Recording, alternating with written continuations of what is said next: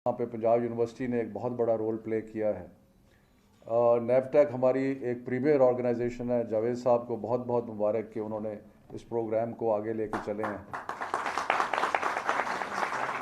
और उनके साथियों को भी मैं थोड़ा सा अर्ज़ करूं कि प्रोफेसर साहब ने जिक्र किया उस चीज़ का, वाइस चांसलर साहब ने, कि जो वक्त आ रहा है इसके बारे में हमें सोचना पड़ेगा कि हम तालीम जो है उसको कहाँ पे लेके जा रहे हैं।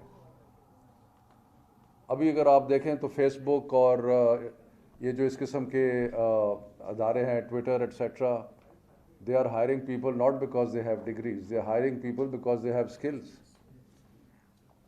और अगर आप बड़े बड़े ये जो एंटरप्रेन्योर्स जिन्होंने बिलियंस कमाए हैं, बिल गेट्स, बाकी ये वो, मुझे सारों के नाम नहीं आते, लेकिन कोई क्लास 11 में भाग गया यूनिवर्सिटी से, किसी ने किया, सो यानी कि उनकी जो स्किल्स थी वो उनको यहाँ पे लेकर गई।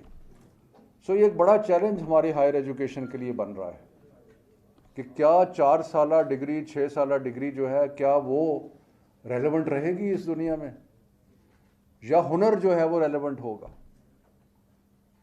और मेरा ख्याल है कि जो अभी स्टेटिस्टिक्स जावेद साहब ने बताए कि तकरीबन 4.5 लाख दरखास्तें आई हैं, और उनमें से तकरीबन 70,000 ऐसे लोग हैं जो डिग्री होल्डर्स हैं।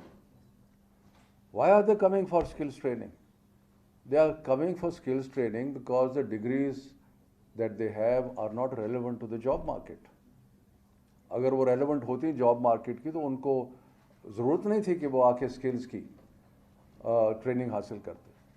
तो हमारे लिए जो हम एजुकेशनिस्ट, मैं तो एजुकेशनिस्ट उस लिहाज से नहीं हूँ, लेकिन मेरी ज़िम्मेदारी है, लेकिन प्रोफेसर साहब, वाइस चांसलर साहब, बाकी फैकल्टी जो यहाँ बैठी है, उनके लिए जो बहुत बड़ा चैलेंज है कि हमने अपनी हायर एजुकेशन को किस तरह रेलेवेंट बनाना है, और उसको रेलेवेंट बनाने का और क्वालिटी को इम्प्रूव करने का क्या तरीका है।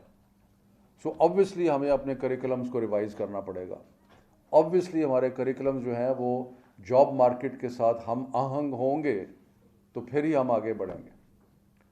सो I have been advocating this for years now, और मैं अब फिर कहता हूँ कि हम अपने करिकुलम्स को बड़े गौर से जायज़ा लें, और गौर से जायज़ा लेने के बाद ये फ़ैसला करें कि ये करिकुलम हमारे रिक्वायरमेंट्स के मुताबिक है या नहीं है, और अगर रिक्वायरमेंट के मुताबिक नहीं है तो फिर उसको हम रिवाइज़ करें। उसके साथ साथ ऑब्वियसली फैकल्टी डेवलपमेंट का एक बहुत बड़ा चैलेंज है कि हम अपनी फैकल्टी को, जिस तरह प्रोफेसर साहब ने बताया कि तकरीबन 90% शायद आपने PhDs को हायर किया है, तो बड़ी अच्छी बात है, लेकिन PhD के अंदर भी क्वालिटी में फ़र्क है। बहुत सारे PhDs हैं जो बेचारे बगैर जॉब्स के बैठे हैं, तो हमने उनके लिए भी एम्प्लॉयमेंट अपॉर्चुनिटीज़ करनी है। लेकिन वो वन ऑफ द रीज़न्स कि वो PhDs को जॉब नहीं है, कई रीज़न्स हैं, लेकिन one of the reason is कि शायद उनकी जो PhD है वो उस डिसिप्लिन में या वो जॉब मार्केट से रेलेवेंट नहीं है।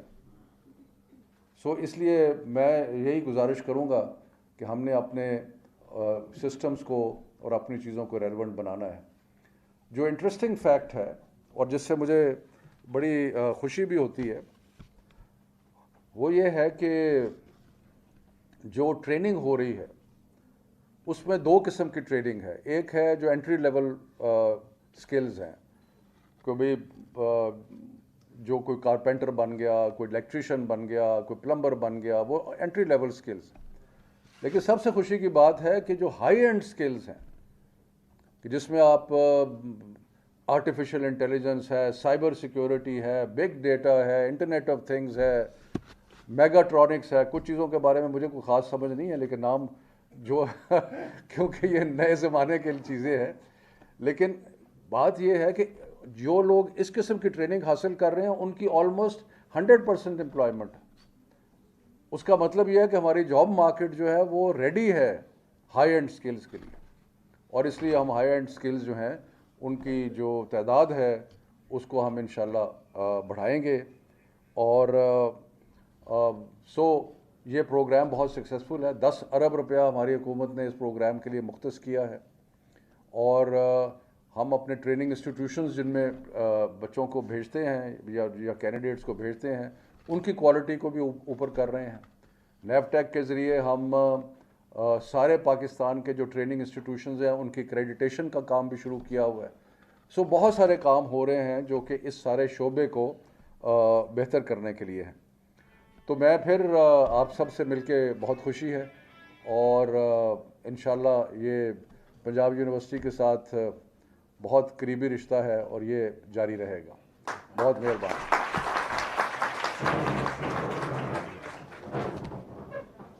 Thank you so much.